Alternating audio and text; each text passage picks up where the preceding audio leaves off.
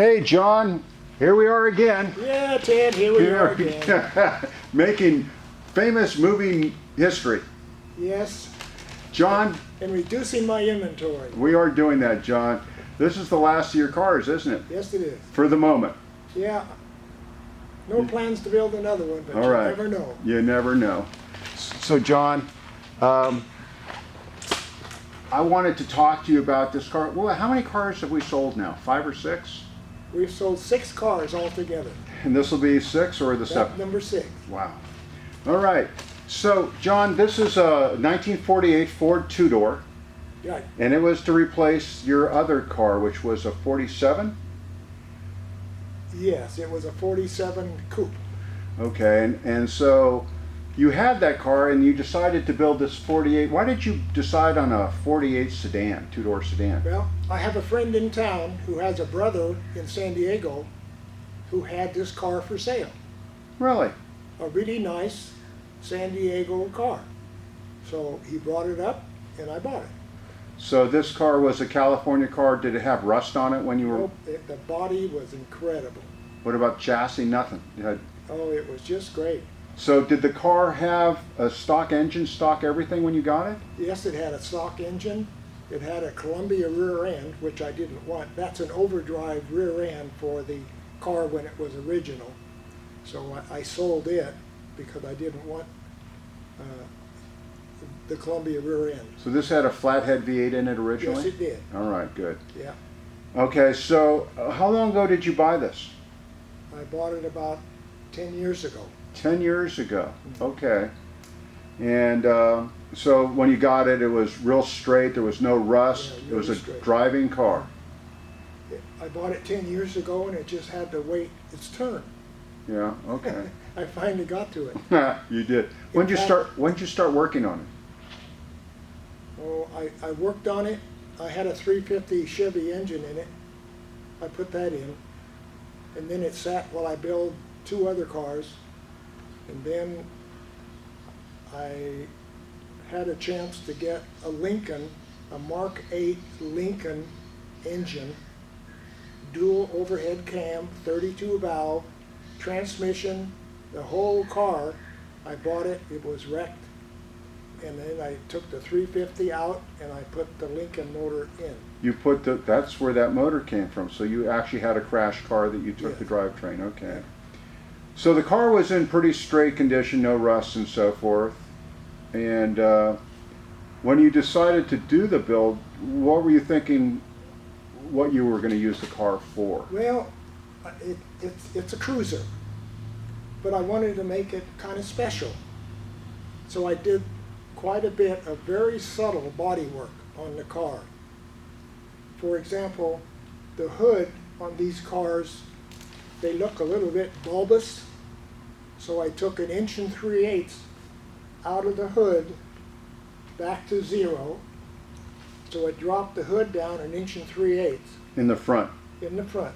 It was a taper, a slice from 1 3/8 back to 0 at the back of the hood. And sometimes people will take and remove the hood ornament in order to get that bulbous look, to eliminate that bulbous look. Okay. Because I lowered the hood 1 3/8, I was able to put To keep. that trim on there. Wow, I would have never seen that. And you're right, with that piece on it and the stock height, it would have been really, Yes, exactly. it's really big, but it looks great now. So then I did a few other things. I modified the front here so that this would be a smooth. Normally this comes up and it drops back a 1/2 inch and then the hood. But I modified the whole front end so this is all blends in nice and smooth. So John, so could you explain that a little further? Where did you remove metal or add metal? Well, I had to modify this piece here. Uh-huh. I had to splice it and move it back. But at the same time, I had to retain the original shape so that I could put this chrome piece back on. Wow. Oh, I'm impressed. And then I did a few other things. I put 1940 bumpers on the car, which are much smaller, and they're just one smooth convex shape, and I moved them back about 1.5 inches so that they weren't so heavy looking. The original bumpers, had a multi-curve compound convex curve in them, and they were quite heavy looking. And I Okay. did the same to the back. All right. I was looking at the back, the rear taillights. You blended them into the fender. Into the body. That was real nice. So, I mean, those are normally just bolted on, right? Right, yeah. Okay. Did you do anything with the roof line or the doors? Well, the doors, this trim right here, Yes. it goes all the way back, and the original handle is included in that trim. But I didn't want to have those outside handles. I wanted to have a flush handle. Yeah. So I got these off of a Toyota. Yeah. They're brand new handles, but they originally came off of a Toyota. So from the factory, the door handles were not flush to the body like That's this. right, they stuck out. So wasn't the door handle in the middle of the trim piece? Yes, it Original- was. So when I took the door handle off, that chrome piece was too short. Uh-huh. So I got the little round Ford oval, and essentially I put it in, even though it's not where the handle was, I put that little oval in line with the Oh. rest of the trim to take up for the space that the handle left. So you basically just turned the trim around and put and faced forward and put that oval. You know, the little oval takes the space of the handle, but it's not where the handle was. Was the short piece of trim Yeah. that touches, was that stock? No, I've redone all of the trim so that it fits better. We're at the crack where the door is, Uh-huh. the original, they kind of tapered it in, and it was kind of ugly. So I redid all of that, so now all you see is a little crack in the trim. Even when you open the door, Ah. it closes and you have just a little teeny, but it doesn't go like this. When I was taking the images, it was just everything was so lined up and smooth. I mean, it's almost, I thought modern factory. Excuse me. Why don't you keep talking, John? Okay, another thing I did, I put a Mustang 2 front suspension in the car, got rid of the rigid axle. That lowered the car a couple of inches. But I didn't like the way the tire fit in the wheel well. So I added to the car in the front of the wheel well and to the back so that the curvature of the wheel well matches the curve of the tire. So you added metal to the fender.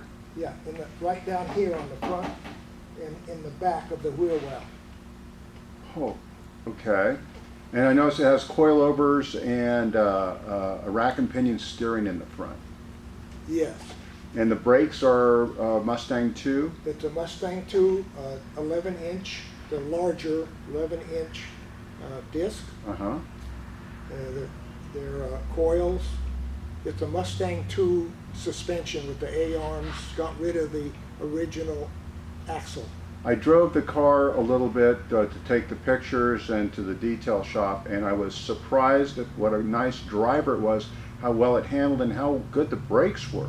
A lot of times, you know, we end up in these cars and the brakes have a lot of travel or they're soft and the car darts. This car drives really well. Well, all those components are brand spanking new.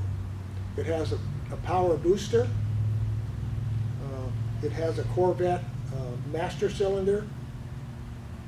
In the rear, I replaced the leaf springs, which there are about 5 of them in the rear, the leaf springs. And there's a lot of friction between those leaves.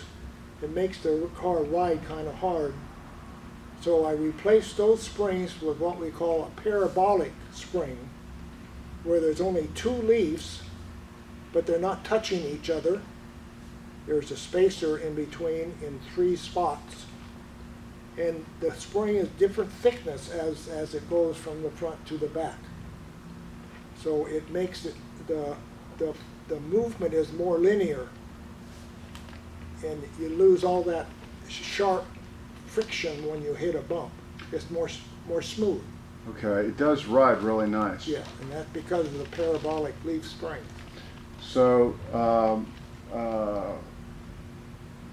back to the motor and the transmission. You said you said it was a It's a 1997 Lincoln Mark 8. That's a dual overhead cam, 32 valves, fuel injected, of course. And I used the original computer, and you can buy a kit to make that compatible with the other wiring of the car. Oh. And the transmission? And the transmission is the Lincoln transmission. I had it completely rebuilt, and we added a couple little improvement features to the transmission. I changed the gear ratio of I replaced the whole rear end, of course, with a Ford 8-inch rear end. I changed all the gears so that they're exactly the same gear ratio as the original Lincoln. So, And the tire diameter is approximately that of the Lincoln. So when the engine is running, it doesn't know that it's in a 48 Ford. It thinks it's still in a Lincoln. So it cruises beautiful. The transmission works great. Of course, it has overdrive. and you installed air. Did you take the air conditioning from the Lincoln, or did you install No, something it's else? a brand new vintage air condition with defrost heat and cool. Okay, so